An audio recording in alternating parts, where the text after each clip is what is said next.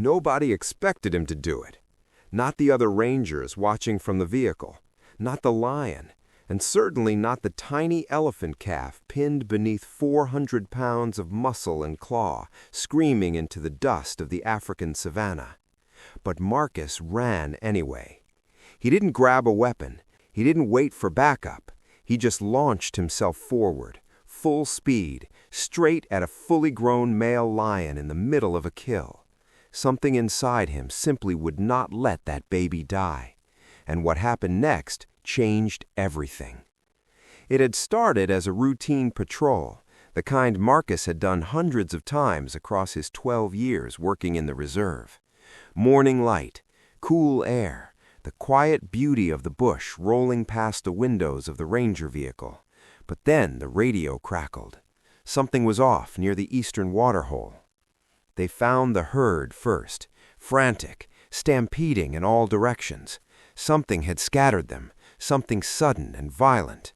And then Marcus saw him, the calf, separated from the group, tiny and stumbling, completely alone in open ground. Then the lion appeared. He had been waiting, crouched low in the dry grass, invisible, patient, and in one terrifying second he exploded forward.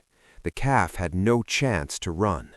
The lion hit him from the side, driving him into the ground with shocking force. Dust erupted. The calf screamed, a piercing, broken sound that hit every person in that vehicle like a punch to the chest. Nobody moved, because you don't. You're trained not to.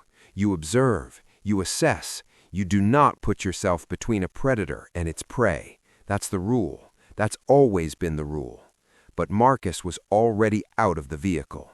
He was running before anyone could stop him, shouting, arms wide, charging directly at the lion with nothing but his bare hands and the force of his own desperate will. The other rangers watched in horror. This was insane. This was impossible. A man, just a man, throwing himself at one of the most dangerous animals on earth. But here's the thing nobody talks about when they tell this story. Marcus wasn't just a ranger. He had watched that calf take his first steps 3 weeks earlier, had tracked this small herd for months, had radioed in the mother's pregnancy, and sat quietly in the dark more than once, just listening to them move through the brush.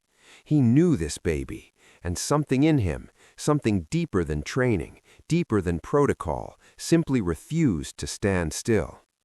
The lion looked up as Marcus hit him, and that split second, that single frozen moment of shock and confusion, was just enough. Marcus grabbed the lion by the mane with both hands, screaming into his face, pushing with everything he had.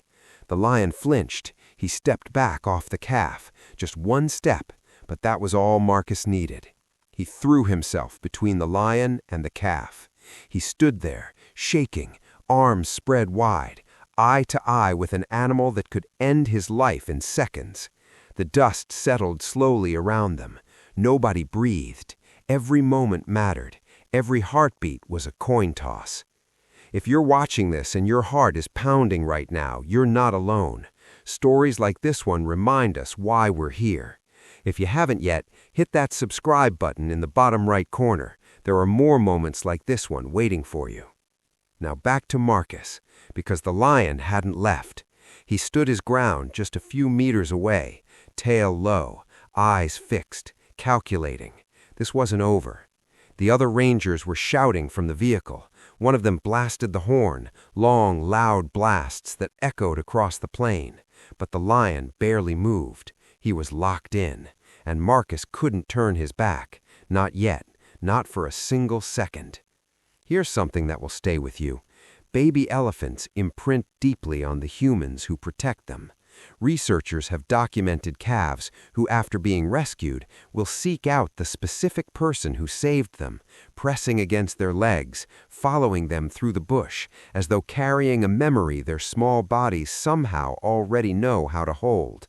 That calf on the ground behind Marcus, he had gone still, not dead, still, as if he understood, in whatever way animals understand, that the person standing over him was not going to move. Then the other rangers hit the ground running, 3 of them, shouting, waving, closing the distance fast. The lion's gaze finally broke. He looked at Marcus, he looked at the approaching figures, and then, slowly, reluctantly, he turned and walked into the grass, not running, walking, as if to say this wasn't finished, but it was finished, for today. Marcus dropped to his knees the second the lion disappeared. He turned to the calf, put both hands on that small, heaving side, felt the heartbeat, fast and wild and alive. The wounds on the calf's back were serious, but not fatal. The veterinary team was already being radioed in, and as Marcus leaned down close, whispering something no microphone ever caught, the calf lifted his trunk and touched Marcus's face. Just once, gently, like a question that already knew its answer. That calf survived. He was treated, reunited with his herd, and monitored closely for weeks. Marcus returned to work the next morning. When asked why he did it, why he broke every rule, risked his life, ran towards something that should have destroyed him, he gave an answer so simple it was almost hard to hear. I just couldn't watch. That's it. No heroics, no speech, just a man who saw something wrong and could not make himself stand still. If this story hit you somewhere deep, share it. Send it to someone who needs to be reminded that courage doesn't always look like a plan. Sometimes it looks like a man in dusty boots running towards something terrifying because something inside him simply said, go. Subscribe, stay close, because the wild has more stories like this one, and every single one of them is worth your time.